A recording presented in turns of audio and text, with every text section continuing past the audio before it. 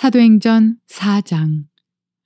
사도들이 백성에게 말할 때에 제사장들과 성전 맡은 자와 사두개인들이 이르러 예수 안에 죽은 자의 부활이 있다고 백성을 가르치고 전함을 싫어하여 그들을 잡음에 날이 이미 저물었으므로 이튿날까지 가두었으나 말씀을 들은 사람 중에 믿는 자가 많으니 남자의 수가 약 5천이나 되었더라.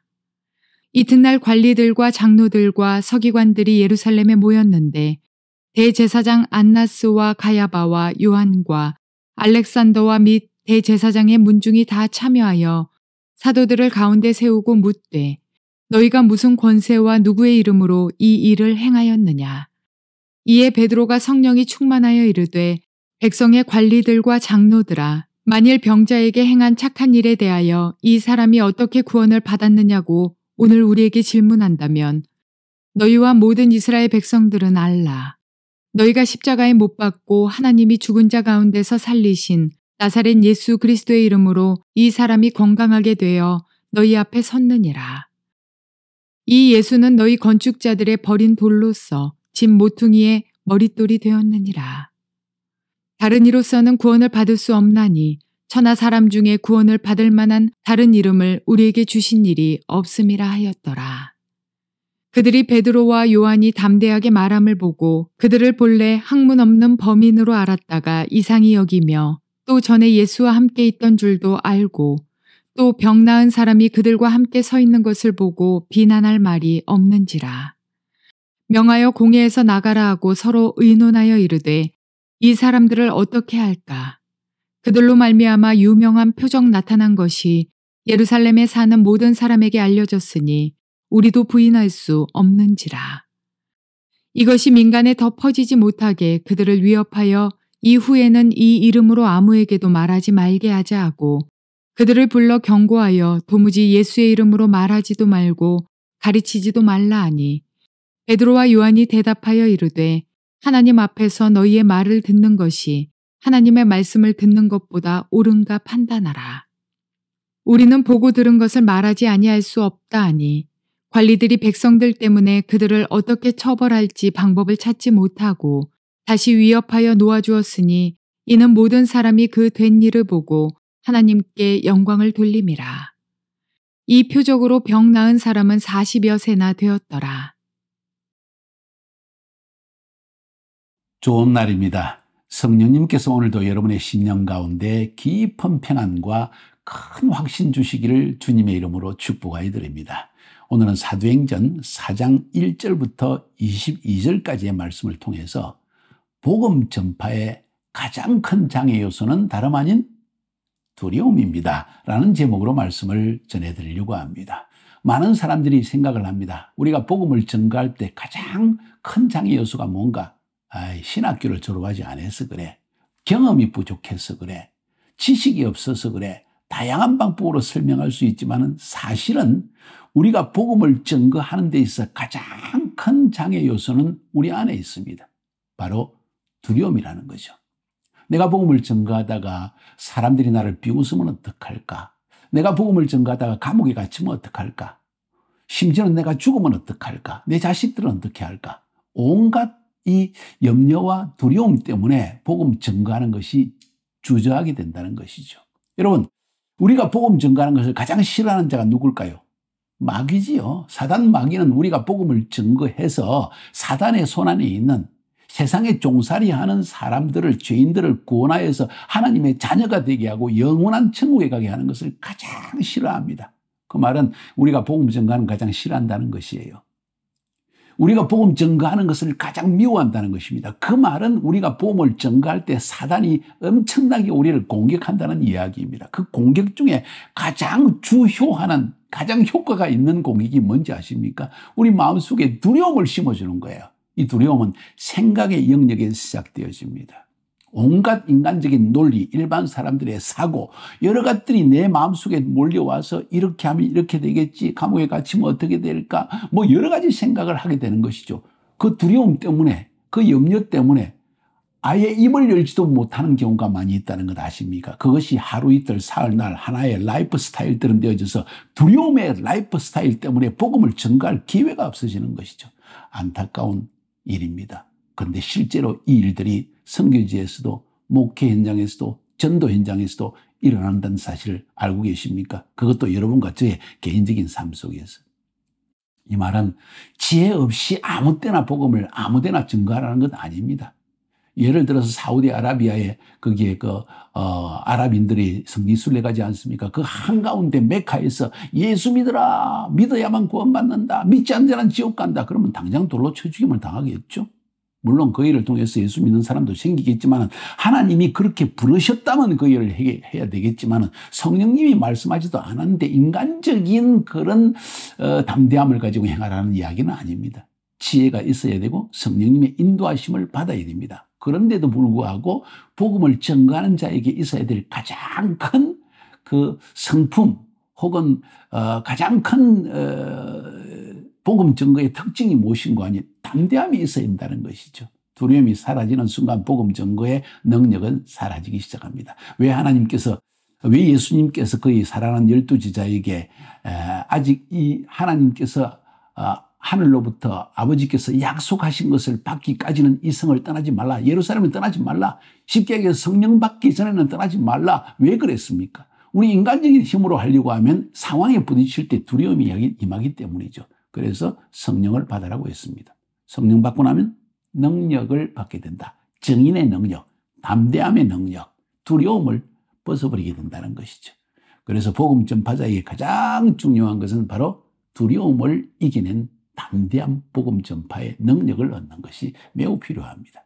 우리 1장에서는 성령과 하나님의 나라에 대해서 배웠고 2장에서는 성령과 교회의 탄생, 교회의 출발을 보았고 3장에서는 성령과 표적에 대한 이야기를 보았고 오늘은 성령과 복음 전파의 담대함에 대한 이야기를 우리가 본문을 통해서 보게 되어집니다. 오늘 1절부터 22절까지 보는데 베드로와 요한을 인해서 성전 미문에서 날 때부터 안전병이 된 자가 치유함을 받습니다.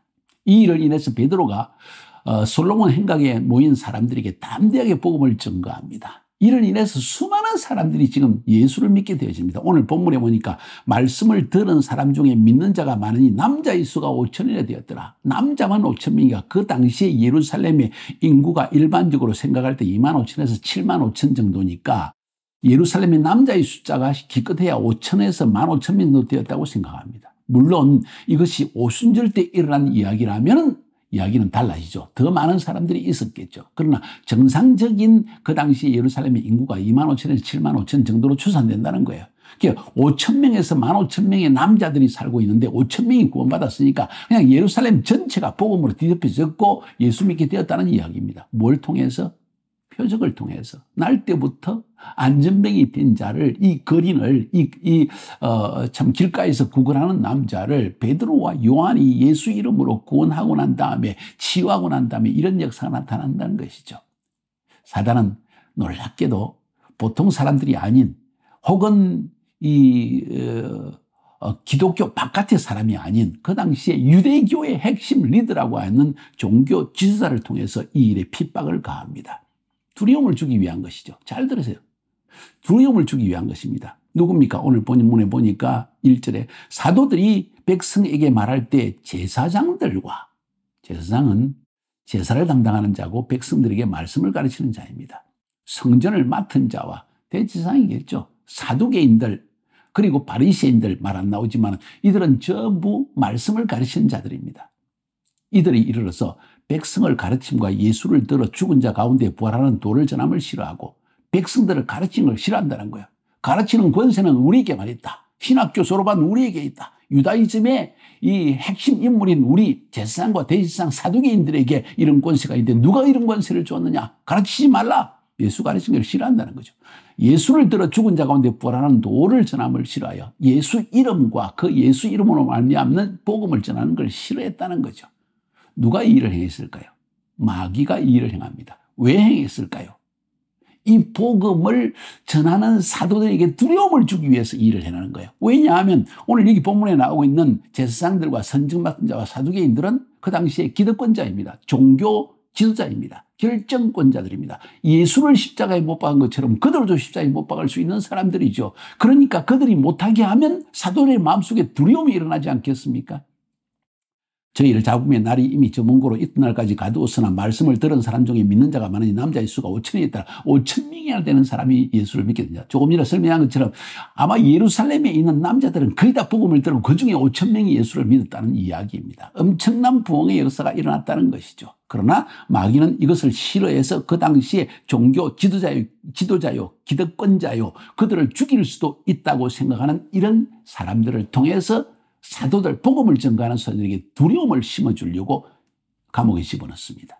이튿날에 가는과 제장로와 서기관들이 예루살렘에 모이는데 대지상 안나스와 가바야와 요한과 알렉산더와 및 대지상의 문종이 다 참여하여 사도들을 가운데 세우고 어디 세웠을까요? 아마도 산헤드린, 말하자면 오늘날의 국회 한 자리에 딱 세웠다는 거예요. 그리고 신문을 합니다. 너희가 무슨 권세와 누구 이름으로 이 일을 행하였느냐?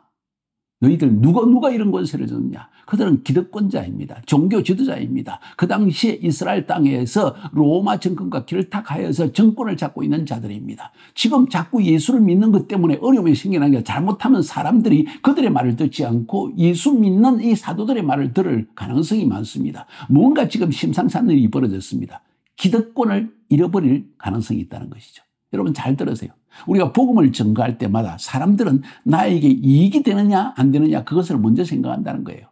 예수님께서 거라사 지방에서 귀신 들린 사람을 고쳤을 때 돼지떼가 2,000마리 이상이 바다에 치다 죽고 말았지 않습니까? 그 도시 사람들이 예수님께 뭐라 했습니까?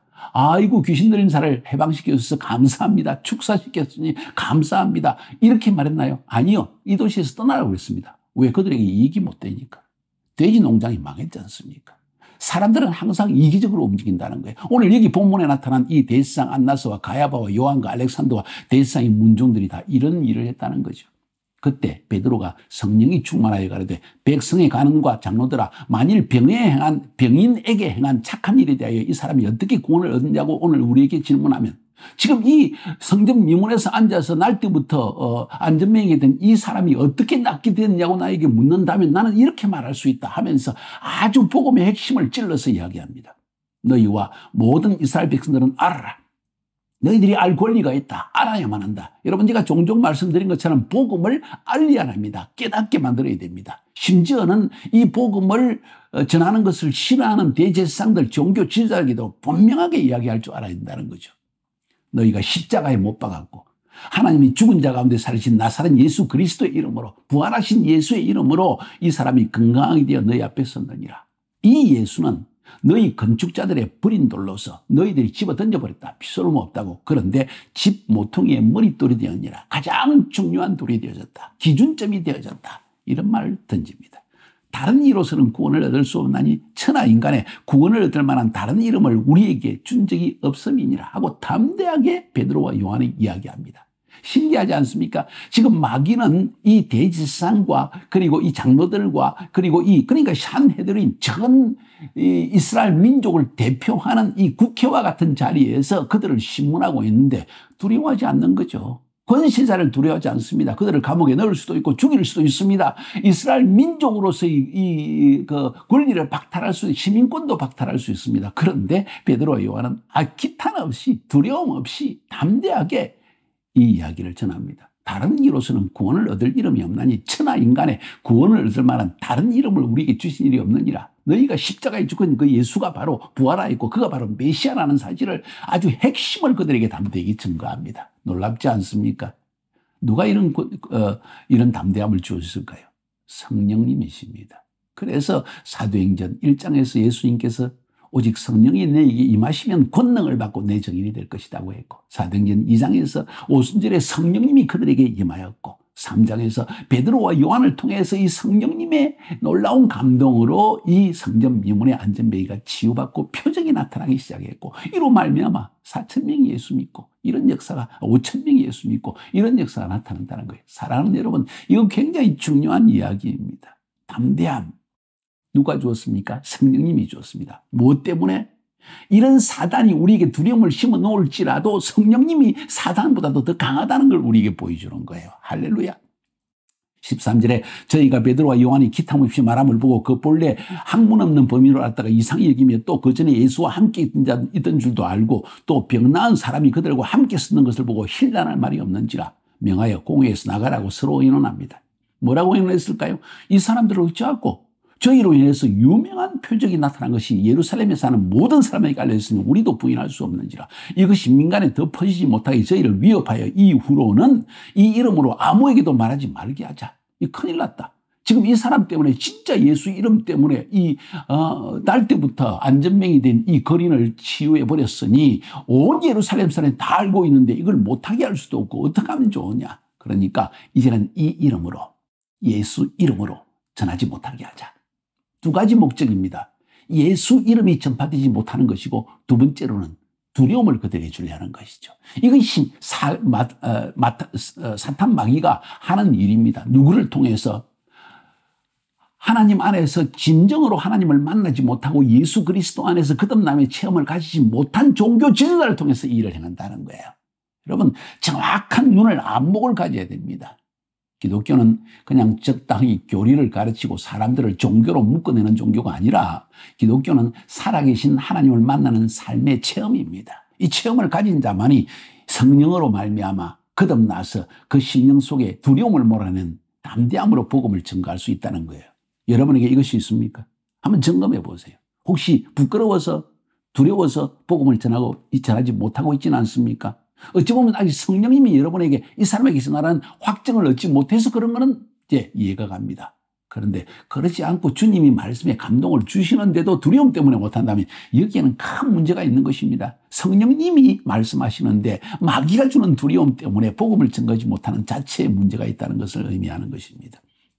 그러니까 예수 이름으로 말하지도 말고 가르치지 말라고 했을 때 베드로와 요한이 한 이야기가 무엇입니까? 베드로와 요한이 대답하여 그러되 하나님 앞에서 너희 말 듣는 것이 하나님 말씀 듣는 것보다 옳은가 판단이라. 우리가 사람 말을 들으라 하나님 말을 들으라. 잘 들어보십시오. 우리가 사람의 말을 기울일 것입니까? 사람의 인정을 구할 것입니까? 아니면 하나님의 인정을 구하십니까? 하나님의 말씀을 들을 것입니까? 결론은 뻔하지 않습니까? 하나님의 말씀에 순종해야 되겠죠. 사람의 말보다 하나님의 말씀을 들어야 되며 사람의 인정을 구하는 사울 왕처럼 사람의 인정을 구하다 망하기보다는 다윗처럼 하나님의 말씀을 들어서 사는 자가 되지 않겠냐는 거예요. 우리는 보고 들은 것을 말하지 아니할 수 없다. 우리는 보고 들은 것을 말하지 아니할 수 없다. 다시 말해서 그들은 예수 그리스도를 그 삶 가운데 직접 보고 그와 생활하면서 3년 6개월이라는 제자화의 과정을 통해서 주님을 인격적으로 체험하고 직접 보고 죽은 자를 살리고 선한 복음의 말씀을 증거하고 산상수훈의 말씀을 증거하는 나는 직접 보았다. 우리는 그분과 함께 배를 타고 가면서 강일리의 풍랑을 향하여 풍랑아 파도야 잠잠하라 했을 때 조용히 자연조차도 주님의 말씀 앞에 복종하는 것을 보았다. 그것을 어떻게 전하지 않을 수 있겠느냐. 나는 사람의 말을 듣지 않겠다. 나는 두려움에 지지 않겠다. 이런 담대한 선언을 한 것입니다. 관원들이 백성을 인하여 저희를 어떻게 벌할 도리를 찾지 못하고 다시 위협하여 놓아줘. 다시 위협하여 두려움을 주는 거죠. 이는 모든 사람이 그된 일을 보고 하나님께 영광을 돌림이라. 이 표적으로 병나은 사람은 40년이나 되었더라. 건장한 사람이었다는 거죠. 정상적인 사고를 할 수 있는 나이의 사람이었다는 것입니다. 사랑하님, 오늘 본문에서 말하고 있는 것이 무엇입니까? 우리가 복음을 전가하려고 할 때, 우리가 하나님의 사역을 감당하려고 할 때 가장 큰 장애 요소는 다른 것이 아니에요. 신학교를 졸업 안 한 것이 문제가 아니고 성경을 잘 모르는 것도 심지어 문제가 아닙니다. 경험이 없는 것도 문제가 아닙니다. 심지어 기름 부음이 없는 것도 문제가 아닙니다. 내 안에 두려움을 극복해야만 기름 부음도 쌓이는 것입니다. 두려움을 극복해야만 성령님의 인도하심을 받아서 하나님이 우리 성령님이 내 안에서 말씀하시는 것을 담대하게 전할 수 있는 거예요. 여러분이 주님을 만나고 체험한 것으로만으로도 어쩌면 충분할 수가 있습니다. 중요한 것은 두려움을 극복하는 담대함이 있어야 한다는 것이죠. 누가 그것을 줍니까? 성령님이 주신다는 것이죠. 여러분이 성령으로 거듭날 때, 아니 주님께 기도하여서 이 마가의 다락방의 120문도처럼 간절하게 열망하여 기도하였을 때 성령님이 임하여지고 그 성령님은 여러 속에 담대함을 주셔서 두려움을 몰아내고 어떤 상황에서도 이 담대함 때문에 내 안에서 하나님이 주시는 성령의 음성이 더 명확하게 들려질 수 있다는 것이죠. 이것이 복음 전파에서 가장 중요한 요소라는 것을 이야기하는 것입니다. 이제 교회에 고난이 닥쳐왔습니다. 이 고난은 마귀가 주는 것이 분명합니다. 종교 지도자를 통해서 주는 것이었습니다. 두려움을 주기 위한 방법입니다. 복음을 막기 위한 방법입니다. 고난이 다가왔습니다. 그런데 그것이 다른 학면으로 보면 이것은 하나의 테스트입니다. 하나님께서 교회를 시험해 보시는 것입니다. 이런 죽음 앞에서 감옥에 갇히고 심지어 매를 맞는 어려움 가운데에서도 복음을 증거할 것인가 말 것인가, 두려워할 것인가 아니면 담대하게 전할 것인가 하는 테스트를 지금 하고 있는 거예요. 대개 이런 고난을 직면할 때 사람들의 태도는 도망가거나 회피하는 것입니다. 아니면 복수하는 것입니다. 어떤 종교처럼. 그러나 오늘 고난을 대하는 사도들과 성도들의 태도는 무엇입니까? 담대한 복음 증거입니다. 그리고 오늘 내일 23절부터 31절까지 보면 교회는 이 고난 때문에, 이런 핍박 때문에 이 두려움을 주는 마귀의 두려움을 극복하기 위해서 간절히 기도하였고 더 큰 담대한 복음 전파와 표적과 기사가 나타나게 하려고 하나님께 기도합니다. 이 결과로 오늘 본문에 5천 명이 구원받게 되어지고 이 소식을 듣는 모든 사람들이 하나님께 영광을 돌리는 일이 나타난다고 성경은 이야기하고 있습니다. 여러분은 고난과 핍박과 어려움이 당할 때 여러분의 삶을 위협하는, 여러분의 인생 자체를 구체적으로 실천적으로 위협하는 이런 복음 전파에 핍박이 다가올 때, 고난이 닥쳤을 때 여러분은 어떻게 대처합니까? 담대하게 대처합니까? 아니면 두려움으로 대처합니까? 이거 매우 중요한 이야기입니다. 복음 전파의 가장 큰 장애 요소는 다른 것이 아닌 두려움이다 하는 사실을 꼭 명심하시기 바랍니다. 죽으면 죽으리다는 에스더의 태도, 이게 복음 전파자에게 있어야 될 가장 중요한 요소라는 것을 오늘 말씀드린 것입니다. 승리하시기를 주의 이름으로 축복합니다.